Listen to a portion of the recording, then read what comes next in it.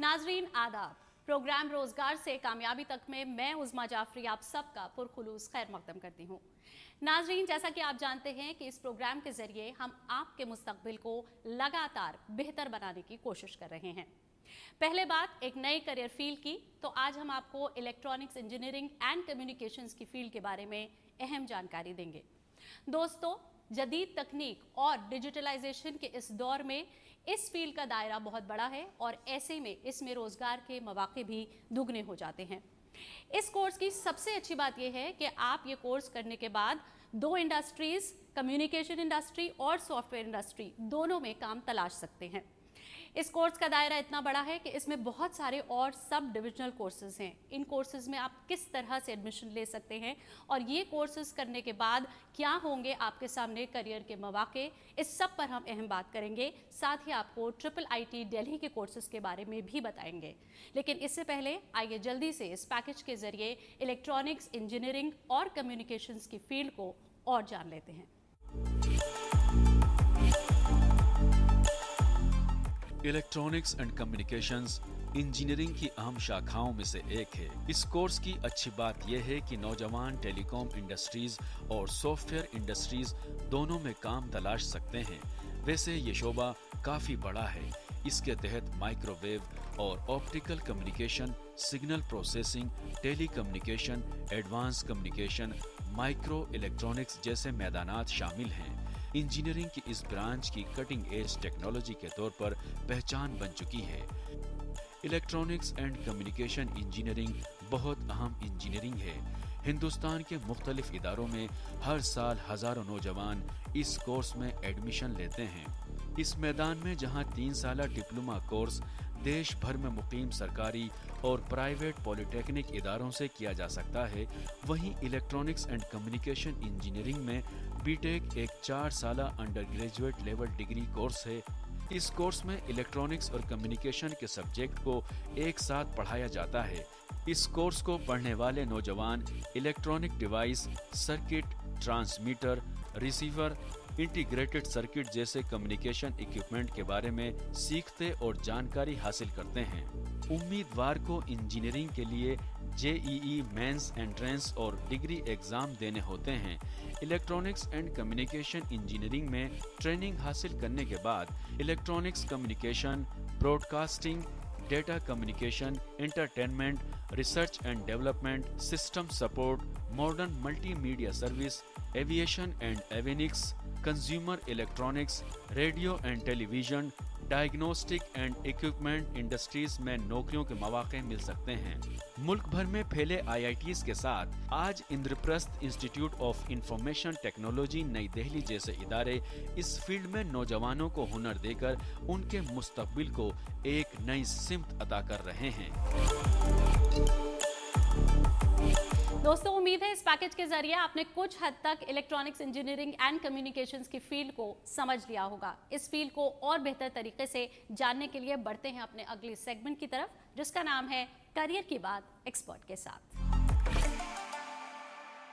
Electronics and communications engineering पर अहम बात करने के लिए इस वक्त हमारे साथ जुड़ चुके हैं Indraprastha institute of information technology Delhi के इलेक्ट्रॉनिक्स एंड कम्युनिकेशंस डिपार्टमेंट की पैनल ऑफ फैकल्टी। आप सबका खैर मकदम है हमारे इस शो में।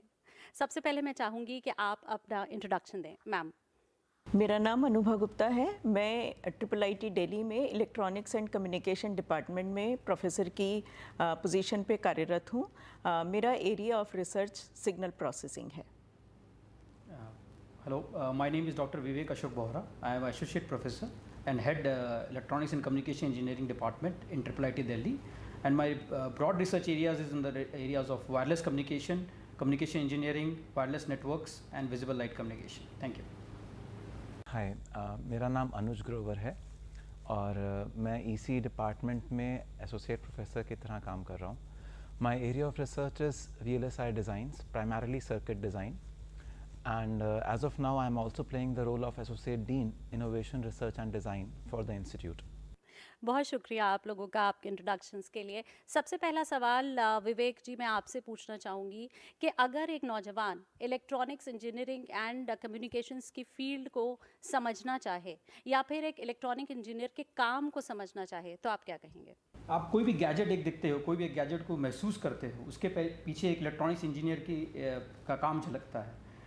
Electronics engineer end to end system बनाता है। एक मोबाइल डिवाइस ले लो, आप मोबाइल डिवाइस से बात करते हो, उसमें कम्युनिकेशन इंजीनियरिंग की ज़रूरत पड़ती है, एक डिवाइस की बंदी की ज़रूरत पड़ती है। You need a person who is good in semiconductors, you need a person who is good in optical lenses, you need a person who is good in RF engineering. So it comprises everything what you see in end-to-end system. Specifically, a mobile phone is an example. And currently we are in age of Industrial Revolution 4, where we are integrating the things of artificial intelligence, blockchain, cybersecurity, Internet of Things, quantum communication. In all this domain, basically requires an expertise of electronics and communication engineering.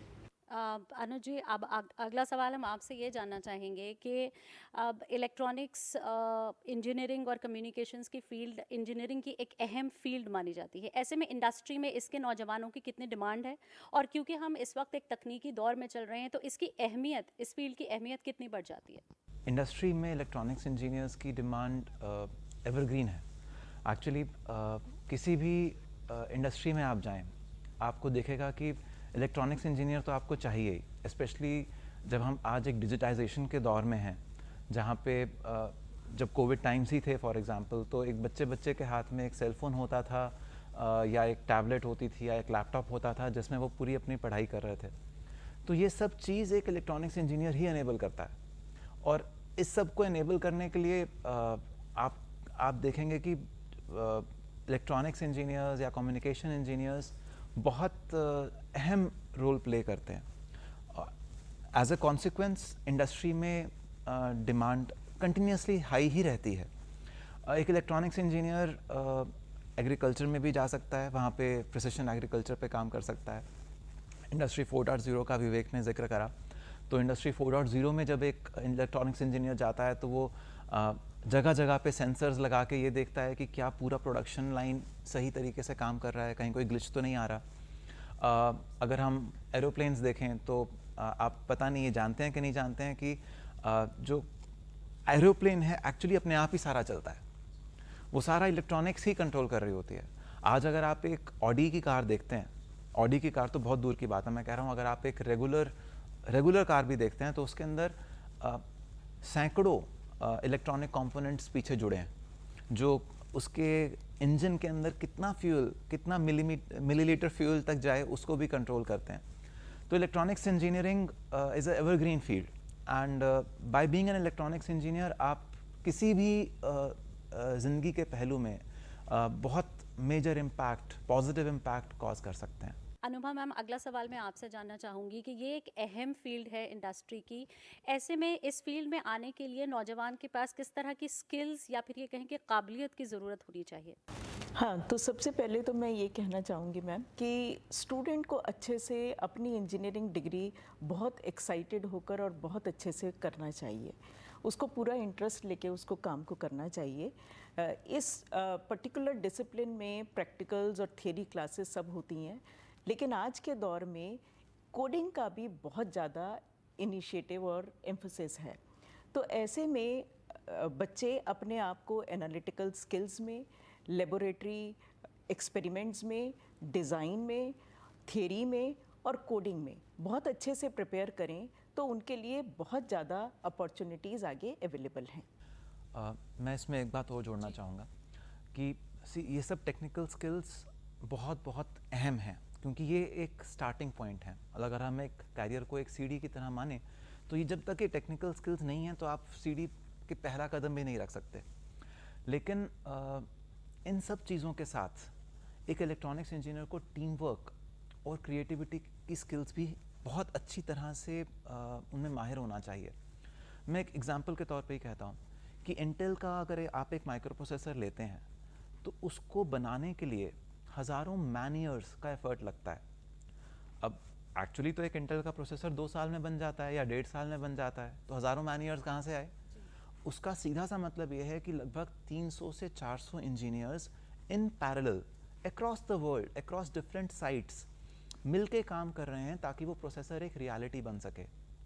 तो अगर एक electronics engineer team work नहीं सीखता, अगर एक electronics engineer synergy को नहीं समझता, वो ये नहीं समझता कि मेरा काम जो है अकेले में कुछ नहीं मायने रखता, वो सब जुड़ के एक फॉर्मिडेबल फोर्स बनता है, तो एक इलेक्ट्रॉनिक्स इंजीनियर आगे नहीं बढ़ पाएगा।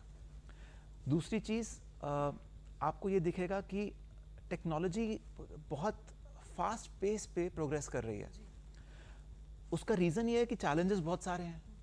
तो जब तक टेक्नोलॉजी प्रोग्रेस नहीं करेगी, मतलब नया सॉल्यूशन नहीं आएगा, वो चैलेंज सरमाउंट नहीं होगा। आप देखिए आपके कुछ साल पहले तक आप 2G नेटवर्क्स पे थे, अब 4G नेटवर्क्स है, 5G की बात कर रहे हैं, और आप मानेंगे नहीं कि हमारे इंस्टीट्यूट में 6G पे ऑलरेडी काम चल रहा है। तो हम एक इलेक्ट्रॉनिक्स इंजीनियर को क्रिएटिवली सोचना है कि आज हम यहाँ हैं तो कल कहाँ होंगे। वो क्रिएटिविटी बहुत ज़रूरी है। व्हाट नेक्स्ट के ज़्यादा हमको जोर देना है how next. Yes, both. IIIT Delhi में इस डिपार्टमेंट की शुरुआत कब हुई, किस मकसद के साथ हुई, और हाल फिलहाल में जो हम बदलाव इंडस्ट्री में देख रहे हैं उसमें किस तरह से ये कोप अप कर रहा है। साथ ही रिसर्च की बात करें तो क्या कुछ नई रिसर्च इस डिपार्टमेंट में हो रही है? ये 2012 में स्टार्ट हुआ था electronics and communication engineering department, और IIIT दिल्ली 2008 में स्टार्ट हुआ था। और 2012 से हमारा विजन रहा है कि it should be globally connected, socially relevant and industry facing. Socially relevant in the sense of it कि जैसे मैंने आपसे जिक्र किया था थोड़ी देर पहले कि we are trying to improve the transportation facility in Delhi.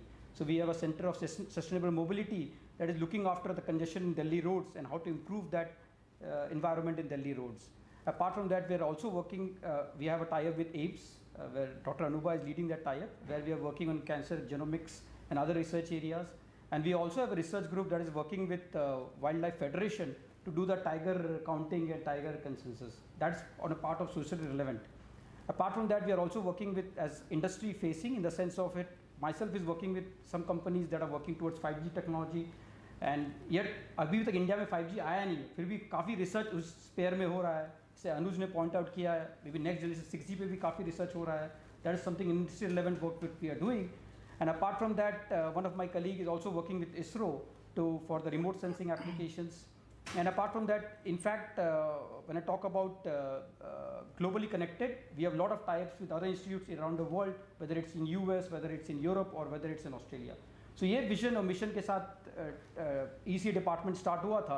और करंट सिनारियो के साथ एज आई मेंशन कि we already have 2 dedicated centre of excellence, one is centre of sustainable mobility and another one is centre of excellence in LiFi. So this is again we are working with the times.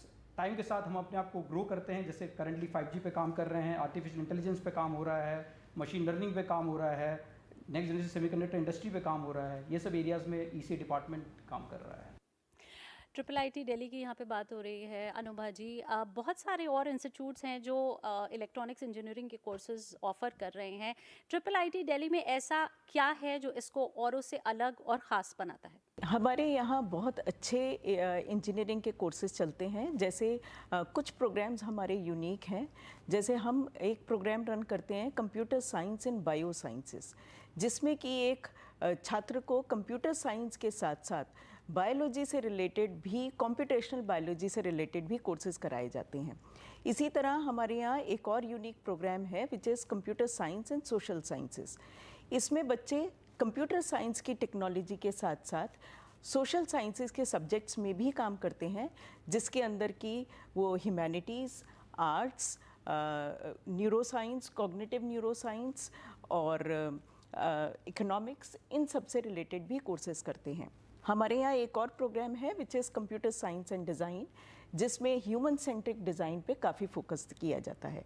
तो जब हम इस तरह के programmes को देखते हैं तो हम IIIT का आइडिया ये है कि जब हम अपने अराउंड देख रहे हैं तो हमें जो भी टेक्नोलॉजी डेवलप होती है वो हम सोसाइटी के लिए काम कर रहे हैं। हम सोसाइटी के लिए ही नए प्रोडक्ट्स, इनोवेशन लाना चाहते हैं। सोसाइटी की क्वालिटी ऑफ लाइफ हम अपनी सबकी बढ़ाना चाहते हैं।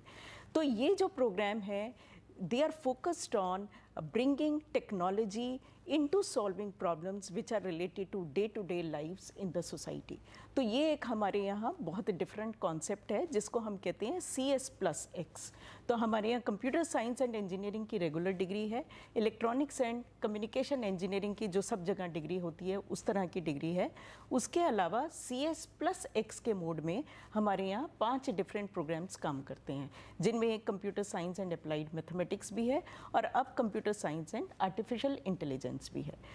ये तो बात रही कोर्सेज की, हमने खासियत की बात की, साथ साथ कोर्सेज की भी बात करी। अगर हम इन कोर्सेज में अब एंट्री की बात करें विवेक जी, तो अब क्या है, किस तरह से एंट्री ली जा सकती है इन कोर्सेज में और कितनी सीट्स आपका इंस्टीट्यूट ऑफर करता है? अब ऑल इंडिया में कितने बच्चे बैठते हैं, आपके पास कितनी सीट्स हैं? यहाँ का एडमिशन, बीटेक एडमिशन्स तो जेई मेंस थ्रू होता है और 85% कोटा दिल्ली स्टूडेंट्स के लिए है। जैसे नॉर्मली जो भी दिल्ली इंस्टीट्यूट्स में है उस तरह के कोटा पॉलिसी IIIT दिल्ली में भी फॉलो होती है और इसकी जॉइंट काउंसलिंग होती है अदर दिल्ली इंस्टीट्यूट्स के साथ, जैसे DTU, NSUT, IIIT Delhi, IGDTU, उनके साथ जॉइंट काउंसलिंग होती है इसकी। और इसके अलावा हमारे पास इंटरनेशनल एडमिशन्स भी होते हैं और अनुज इंटरनेशनल एडमिशन्स को देख रेख करता है। सो जैसा विवेक ने कहा कि the primary route of admission to the institute and to the EC department is through JAC, the joint admission council, and हमारे बच्चे जो हैं उससे JEE मेंस दे के एडमिशन पाते हैं। But in addition to that for international students, because हमने कहा हमारा एक मिशन है ग्लोबली कनेक्टेड, तो आप जानेंगे कि हमारे ऑलमोस्ट हर फैकल्टी किसी ना किसी तरह से किसी ना किसी ग्लोबल इंस्टीट्यूट से कनेक्टेड है, या तो वहाँ से पढ़ के आए हैं या अभी वहाँ पे कुछ जॉइंट प्रोजेक्ट्स चल रहे हैं। तो हम इंटरनेशनल स्टूडेंट्स को भी बहुत स्ट्रांगली इनकरेज करते हैं IIIT ज्वाइन करने के लिए। तो उसके लिए इनफैक्ट 3 या 4 तरह से लोग IIIT में आ सकते हैं। तो स्टडी इन इंडिया प्रोग्राम है, उसके थ्रू बच्चे डायरेक्टली IIIT दिल्ली में अप्लाई कर सकते हैं। ICCR के थ्रू अगेन बच्चे आ सकते हैं। ICCR फ्री स्कॉलरशिप्स देता है इंटरनेशनल स्टूडेंट्स को। Direct admission to students abroad, DASA करके कैटेगरी होती है जिसमें बाहर के इंडियन स्टूडेंट्स जो हैं वो आ सकते हैं। एंड IIIT दिल्ली का एक अपना अलग से चैनल भी है जो हम क्रिएट कर रहे हैं, जिसको हमने क्रिएट करा है, जिसमें बच्चे डायरेक्टली IIIT दिल्ली की वेबसाइट पे अप्लाई करते हैं एंड हम उनको एडमिशन ऑफर करते हैं। ये ऐसा कोर्स है जो बहुत सारे इंस्टीट्यूट्स करवा रहे हैं। ऐसे में ख़ास तौर से आपसे मेरा सवाल है कि एक इंस्टीट्यूट का नाम कितना अहम हो जाता है? जब मैं खुद 11th-12th में था तो इंस्टीट्यूट का नाम मेरे लिए बहुत मायने रखता था, क्योंकि तब यही था कि यार वो स्टैंप लग जाएगी। लेकिन I have my self worked for about 20 years in the industry, and मैंने देखा है कि अच्छे इंस्टीट्यूट के बच्चे अच्छे होते हैं, लेकिन ये कोई गारंटी नहीं है। फाइनली मैंने बहुत अच्छे इंस्टीट्यूट्स के बच्चों को स्ट्रगल करते हुए देखा है once they join the industry, और मैंने Tier 2, Tier 3 कॉलेजेस, जिनका नाम आप मतलब सोचते भी नहीं हो कि हम शायद सुनेंगे, वहाँ के बच्चों को बहुत ब्रिलियंटली शाइन करते हुए भी देखा है। तो इंस्टीट्यूट का नाम मायने रखता है। वो आपकी, जैसे मैंने कैरियर कहा कि आपका कैरियर के सीढ़ियाँ हैं, तो पहला कदम आप कौन सी सीढ़ी पे रखोगे उसके लिए आपका इंस्टीट्यूट का नाम मायने रखता है। बट उसके बाद आपके अंदर क्या है, आप किस जज्बे से काम करते हो। अनुभा जी ने बताया था कि आप कितने पैशन के साथ अपने काम को परस्यू करते हो।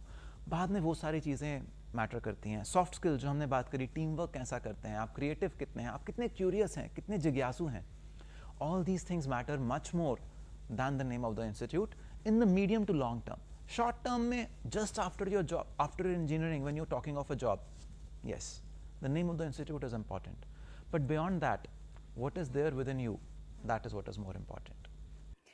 अनुमा मैम, हम बात करें नई एजुकेशन पॉलिसी की, तो NEP में क्या कुछ ख़ास है और क्या कुछ अलग है जो उसको डिफ्रेंशिएट करता है एग्जिस्टिंग पॉलिसी से?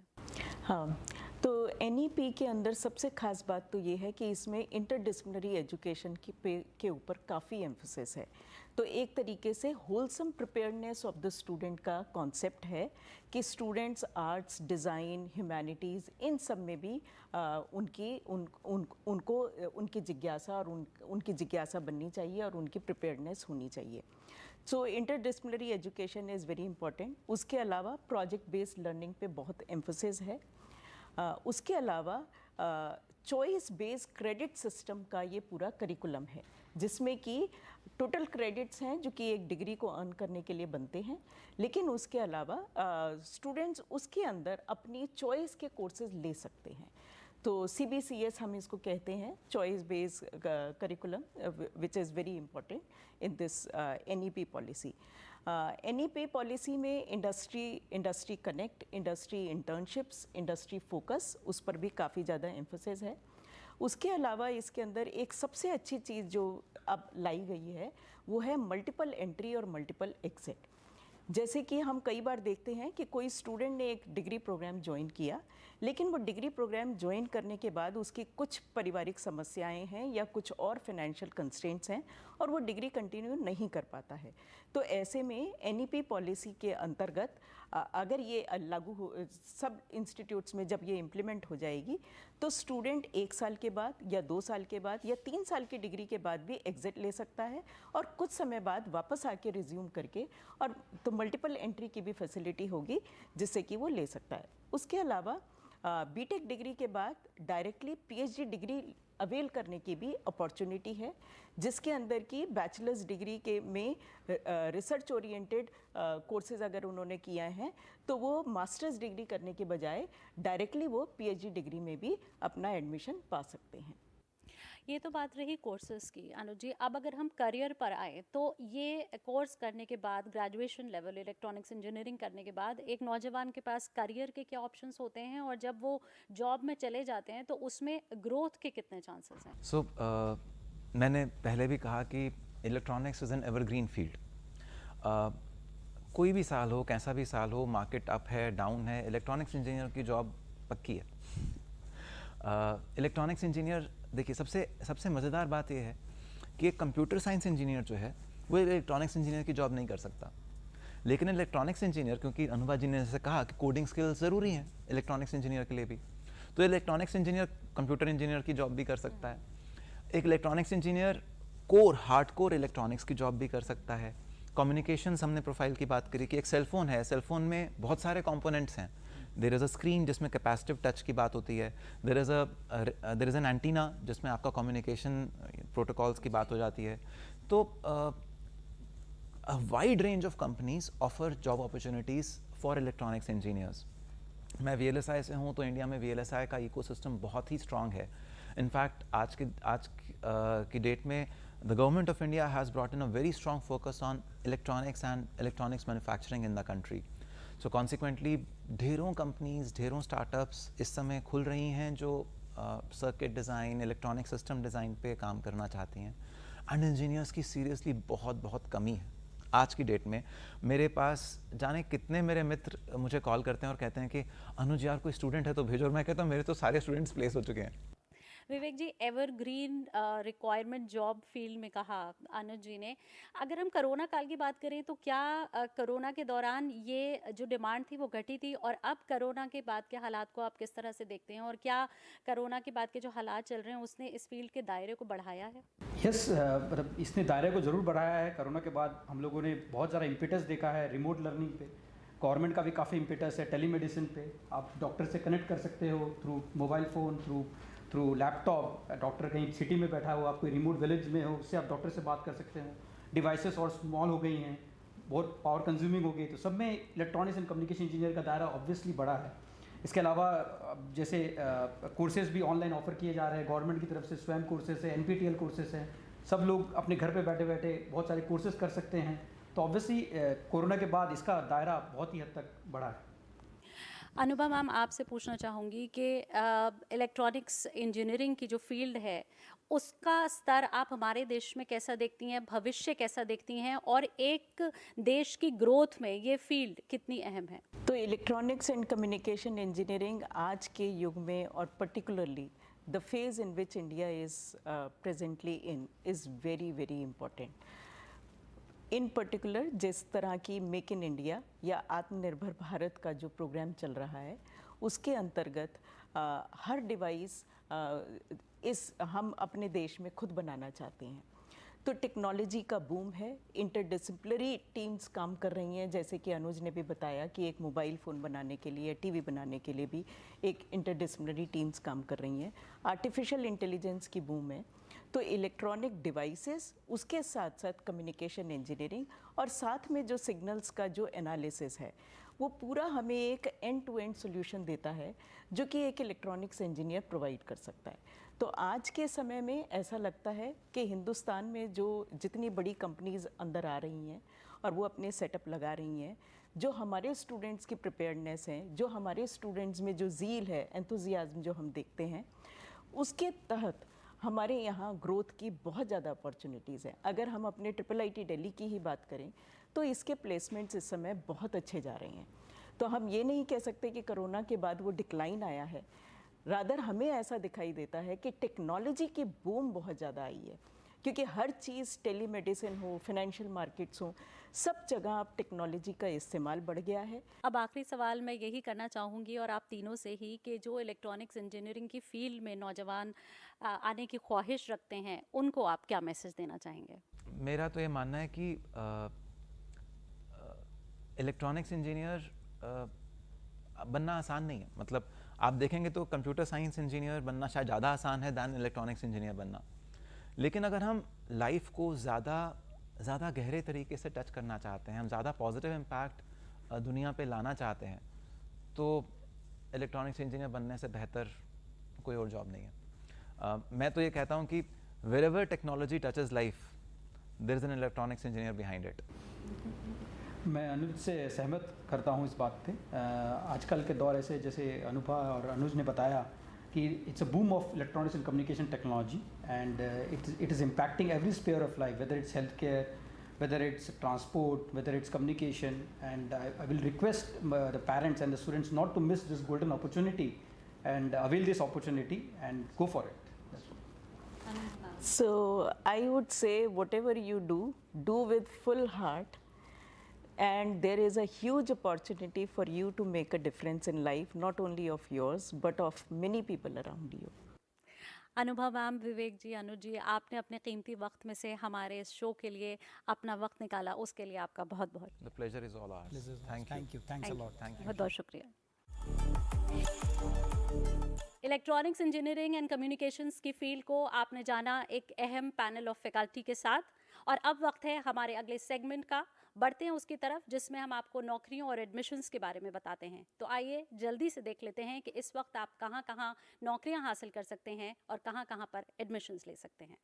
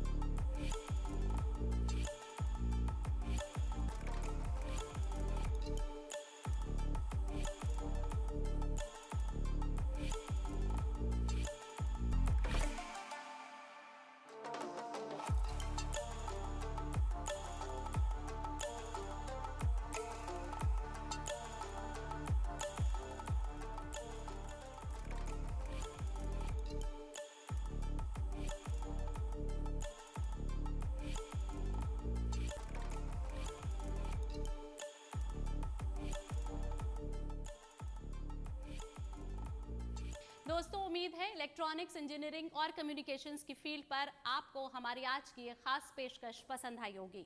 अगले हफ्ते फिर एक और नई करियर फील्ड के साथ आपके सामने हाजिर होंगे। तब तक के लिए दीजिए इजाजत। खुदा हाफिज।